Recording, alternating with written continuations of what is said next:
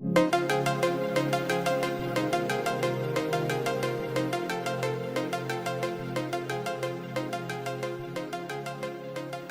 you any idea that 40% of people spend more time socialising online than they do face to face?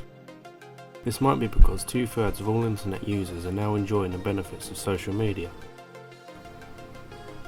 People from all over the world use it and can be connected with each other with ease. Social media dominates our lives and is available on almost every piece of technology we own. This massive and accessible source of information has revolutionised our culture and altered the very way in which we communicate.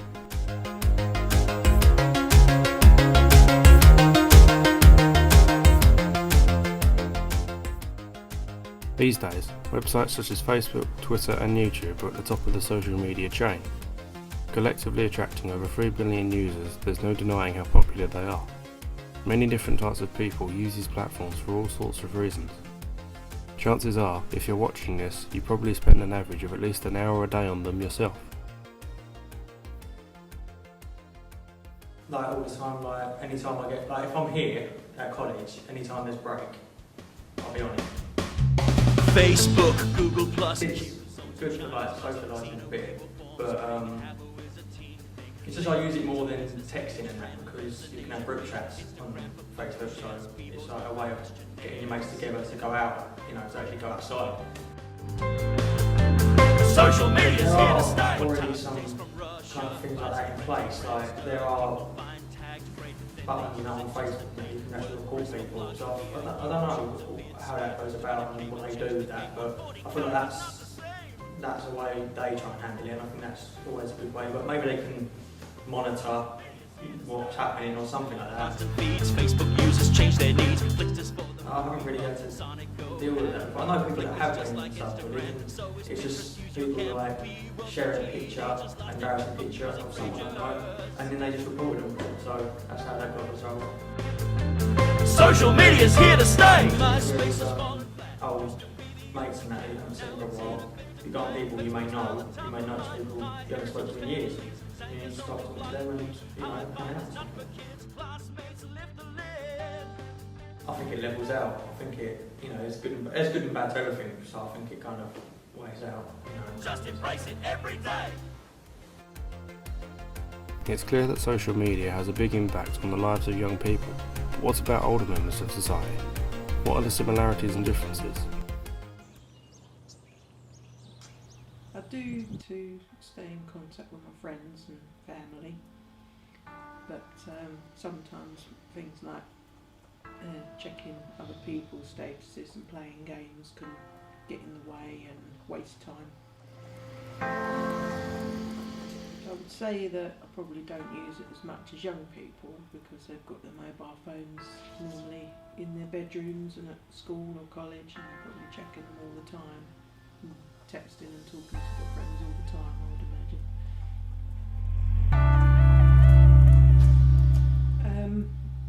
Well, you can just stick to your normal circle of friends that you see from day to day, interact with from day to day, so you know who you're dealing with on social pages. And you can also limit your time on there, or turn the computer off, or you can even block people that you don't want to interact with. Yeah, there was someone that I know, a friend of mine, who was feeling very low at the time and didn't spend much time with their partner, and they were at home and didn't have a job to go to. So they got involved with some, at first they thought that they were friends, new friends online on a social page. I think it was over Facebook and Twitter as well. And they got involved with these people, but they turned out to be very toxic people who just wanted to sort of use her time, and in the end they were quite abusive because she said that she wanted to spend more time doing other things, not constantly on Facebook. They got very abusive towards her and basically wore her down, that she became quite ill over it. So So they were sort of mental bullying, used mental bullying to try and get their own way, and she actually became quite ill over it. So she just didn't interact with them anymore, and she blocked them, and she's actually using social media a lot less now. The dangers of social media are very real, and it's easy to get away with saying just about anything to anyone. In fact, 70% of young people claim they have been cyberbullied, with 1 in 5 of these stating they have experienced extreme cases. With the internet at the fingertips of children and teenagers everywhere, it's no big surprise that this disturbingly abusive trend has taken to the web. But it's not just younger, vulnerable people that have to put up with it either. Even celebrities get their fair share of put-downs.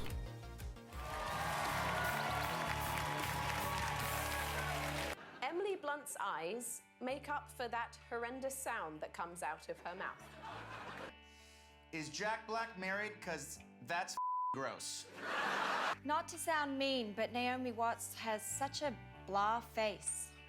I look at it and there's just nothing, like a blank space where features should be. Liam Neeson is a butterface. In that, his face looks like a butt. Eat fart breath, Neeson.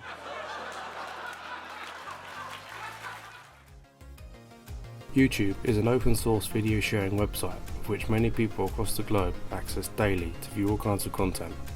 The video sharing giant has over 1 billion users, almost a third of all people on the internet, and every day people watch hundreds of millions of hours of video and generate billions of views. I asked online music producer known as Kazi Days about the significance of social media on his work. Social media, I'd say because websites such as YouTube and Twitter and Facebook, they're all commercial websites, which means they are supposed to advertise something or someone. And I feel it is greatly significant to just sharing whatever content you have and just kind of getting it out there. I think it does make a difference. It can either be somebody saying, hey, if you're watching this in January 2016, it could be derogatory, racist, funny, it could be random, it could be silly. There's a huge range of comments that you can see from all kinds of YouTubers. I'd say I definitely get more of the kind of trolling comments. On occasion I get either a good or bad comment, and I'll just kind of be like, oh, okay then. So if you dislike my content, it's fine, no worries, it's your right to express your opinion.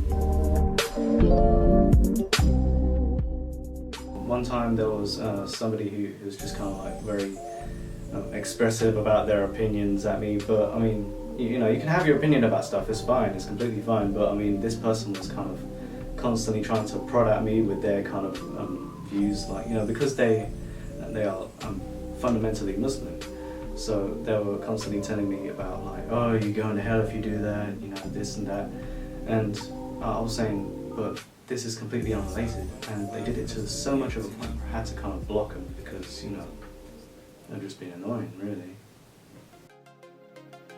This connective development has allowed businesses and organisations to more accurately reach out to potential consumers. Nearly 50% of marketers have stated that the usage of Facebook is critical to their business. I wanted to find out if the local college relied this heavily upon communicating by this means. I asked the campus's social media manager a few questions about what her work entails and how it impacts both staff and students. I think there's a couple of things that I know that I have to do every day. So monitoring is really important. So I have to constantly check all of the channels that we've got to make sure that there's nothing bad on there, or that the newspapers haven't picked up on something that might have happened in college that could have been negative. I think for a college it's good because it's something that students are familiar with, so students have Facebook and Twitter and Instagram and things like that. So it's a way that we can communicate with you guys that's not sort of just through posters or or through your tutors and your lecturers and that kind of thing. And a lot of people, when they have quick questions, they're like, oh, where can I find this? Or in the same if they have any complaints as well, like we're able to get it dealt with really quickly. So it's good for us to be able to communicate. A lot of people, I don't think, know that it's not acceptable to do it. In the same way you wouldn't go to the street, out in the street and hit someone, you shouldn't like have a go at or be rude online. So I think one way of tackling it is to sort of educate people and tell them like you don't behave like that. I also think that law should be brought in. I think there should be some sort of law that says if you are racist online or something like that, then you can get fined or you can get in trouble. But then I think people do sort of open themselves up for like criticism almost, in the same way that they sort of post a picture because they want someone to like it. Then if you're trying to get likes out of someone in the same way, there's going to be people that don't like it. So I think that, and then also I think the advantages of being able, like you think how quickly news can spread, and if there was ever something dangerous that happened, then that can get, social media so quick and it connects with people all from all over the world, so there's so much more learning that can be done because you can see pictures of people in sort of Asia or things like that and learn about culture and that. So I think its advantages for the world and for everyone really outweigh the disadvantages, how it is at the moment, but I guess we'll have to wait and see because it's always changing. Just what exactly is it that draws people to social networking and keeps them coming back for more? I asked some of my participants if they could tell me about what they had seen in their time using various websites. I think definitely the Harlem Shake thing, that was pretty good. There's lots of selfies about, and I don't do that myself, but there's a lot of trends like that, and there's always sharing videos as well. Like funny videos always being shared. I share them myself, so yeah, that's I think that's the current trend. On other sites like Instagram, you see a lot of things like Fitspiration. That's a really big trend. So online fitness content and how people follow bodybuilders and things like that to get gym inspiration, and the food as well. Food's a really big online trend at the moment.